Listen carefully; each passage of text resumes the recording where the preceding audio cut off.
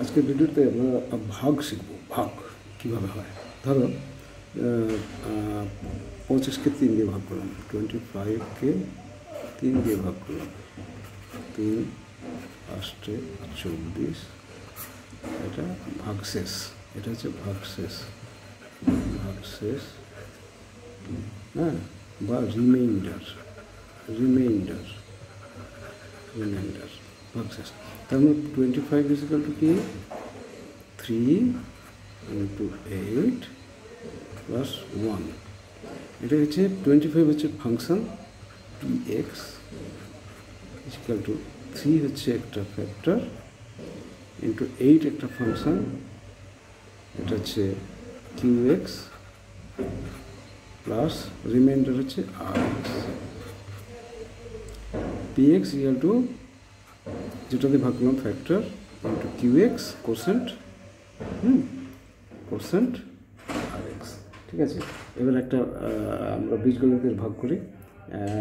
ধরো x cube plus 4x square, x cube plus 4x square, x cube plus 4x square minus 3x plus 10, 3x plus 10। এটাকে আমরা ভাগ করব কী দিয়ে না এক্স প্লাস 4 দিয়ে, এক্স প্লাস 4 দিয়ে ভাগ করব। ঠিক আছে, এক্স প্লাস 4 দিয়ে। তাহলে এক্স কিউব মেলাতে গেলে আমাকে এক্স স্কোয়ার দিতে হবে, এক্স স্কোয়ার দিলে কী হবে x cube plus 4x square minus minus করলাম, x cube minus minus minus থাকলো মাইনাস 3x প্লাস 10। তো 3 করতে হলে মাইনাস করলাম, মাইনাস 3x মাইনাস 12 হলো, মাইনাস 3x মাইনাস 12। এটাকে আমি বিয়োগ করলাম, তারপরে 3x মাইনাস 3x কেটে গেল প্লাস 22। এটা হচ্ছে ভাগশেষ।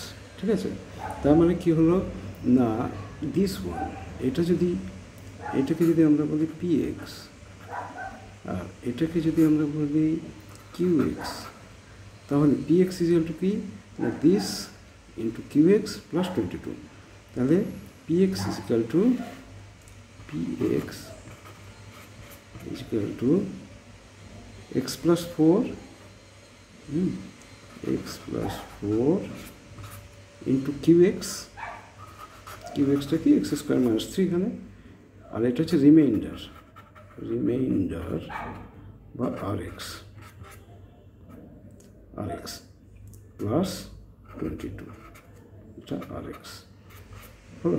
তাহলে px equal to factor into qx plus reminder. এইটা আমাদেরকে জানতে হবে, কেননা কিছু কিছু প্রবলেমে থাকে যে রিমাইন্ডার বের করেছে না। তো রিমাইন্ডার বের করতে গেলে তাহলে আমাদের কিছু কিছু নিয়ম জানতে হবে। আচ্ছা, এবার আমরা ধরে নিই যে আমরা কি জেনেছি px ইকুয়াল টু ধরো x plus 4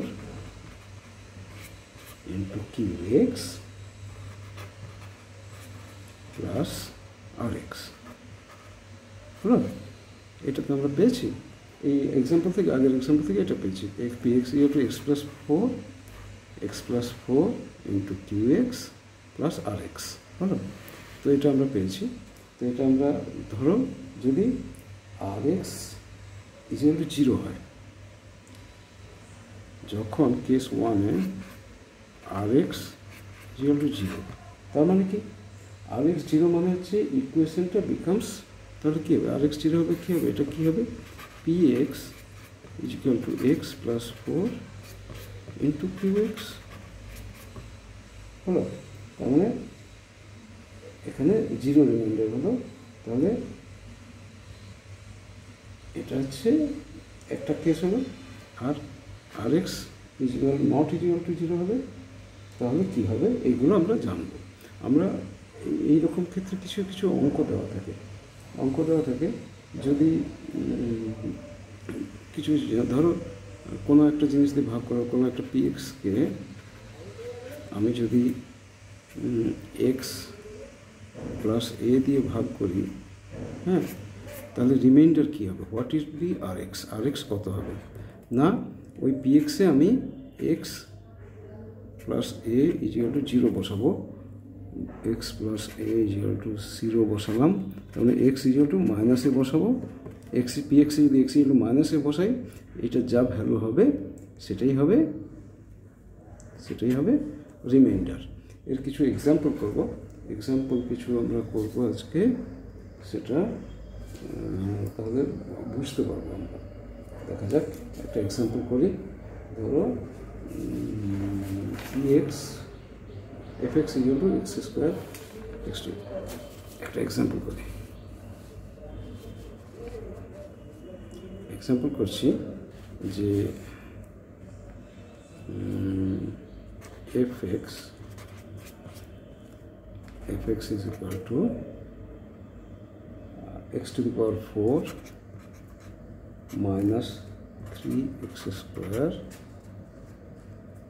plus 4 fx equal to এটা। একে বলছে ডিভাইড করো, ডিভাইড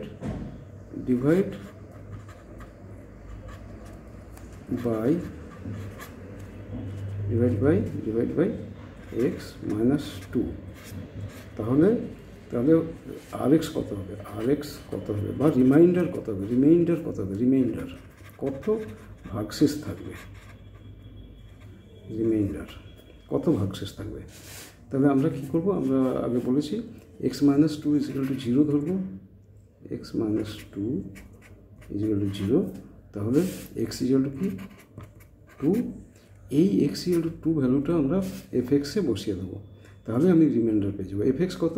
না এফ এক্স হচ্ছে, আরেকবার দেখি, x to the power 4 minus 3x square plus 4। তাহলে এফ টু কত? 2 to the power 4 minus 3 into 2 square plus 4,